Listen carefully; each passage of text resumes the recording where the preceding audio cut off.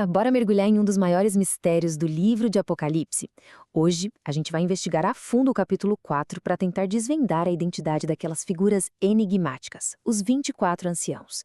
É uma viagem bem interessante por profecias, símbolos e umas conexões que são, no mínimo, fascinantes.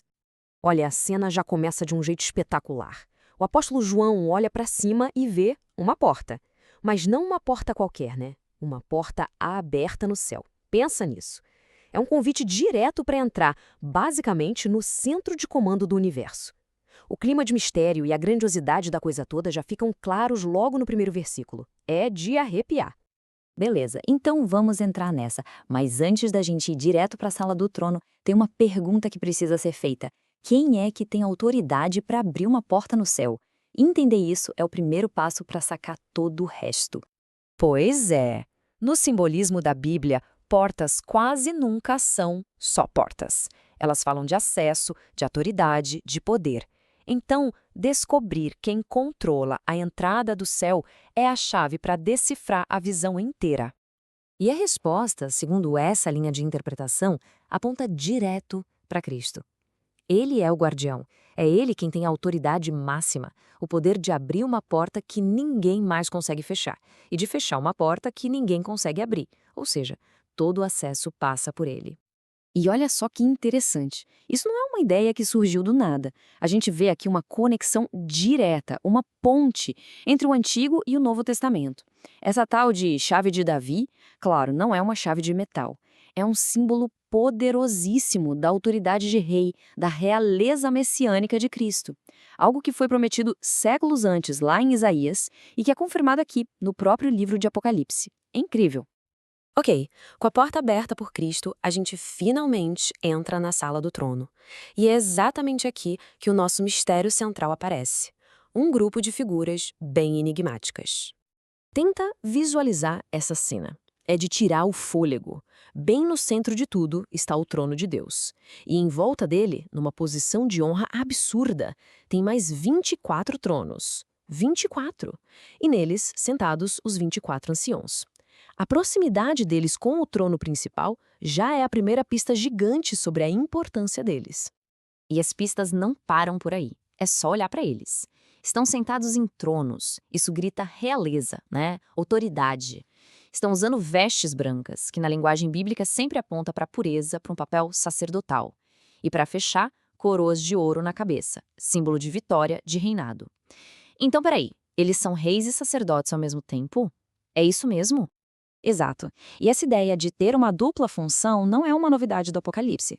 Na verdade, é um fio condutor que a gente pode seguir por toda a Bíblia. Começa lá no livro de Êxodo, com a promessa feita a Israel de ser um reino de sacerdotes, e vai até o Novo Testamento, que descreve a igreja da mesma forma. Tudo indica que esses anciãos são o cumprimento, a concretização dessa promessa antiga. Certo, já entendemos que eles são uma espécie de reis sacerdotes. Mas e o número? Por que exatamente 24? Nenhum a mais, nenhum a menos. Esse número com certeza quer dizer alguma coisa. 24. E aqui está o pulo do gato dessa interpretação.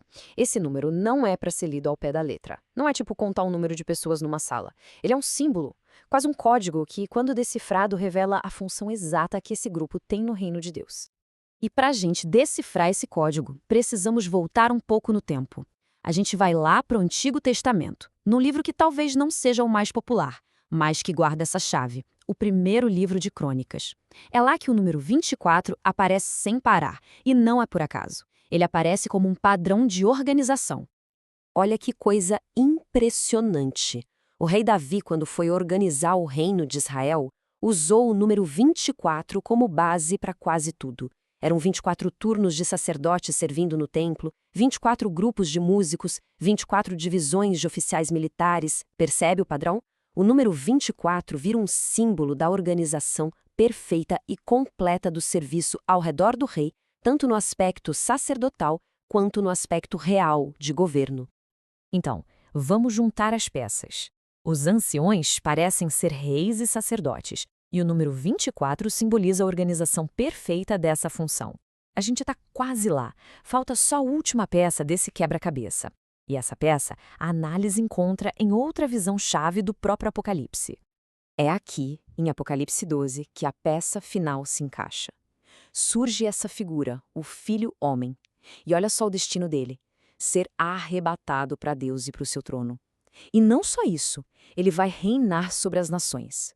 Guarda bem essa informação: arrebatado para o trono com a promessa de reinar. Agora, vamos conectar os pontos. Pensa comigo. Onde o Filho-Homem vai parar? No trono de Deus. E os 24 anciãos? Estão sentados em tronos ao redor do trono de Deus. Qual é a função do Filho-Homem? Reger, governar. E a dos anciãos? Eles usam coroas, que significam que são reis. É a mesma localização e a mesma função. A conclusão, seguindo essa lógica, é que eles representam o mesmo grupo. Então, quem são os 24 anciãos? A resposta final, amarrando tudo que a gente viu, é que eles são uma representação simbólica, um símbolo da igreja glorificada, dos crentes que foram arrebatados ao céu para finalmente assumir a posição que lhes foi prometida, a de um reino de sacerdotes servindo e reinando junto a Cristo. E assim a gente fecha o raciocínio. Começamos com uma porta aberta no céu, seguimos as pistas nas roupas e nos tronos, deciframos o código do número 24 lá em Crônicas, e por fim, fizemos a conexão com o Filho-Homem. E pronto, o mistério segundo essa linha de análise está revelado. Isso tudo nos deixa com uma reflexão final.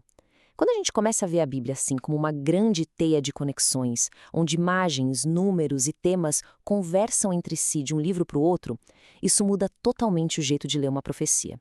Deixa de ser só uma lista de eventos isolados e vira uma tapeçaria riquíssima em significado. Fica a pergunta no ar: se essa chave de interpretação abre a porta do mistério dos 24 anciãos, que outras portas ela não poderia abrir, hein? Fica aí pra gente pensar.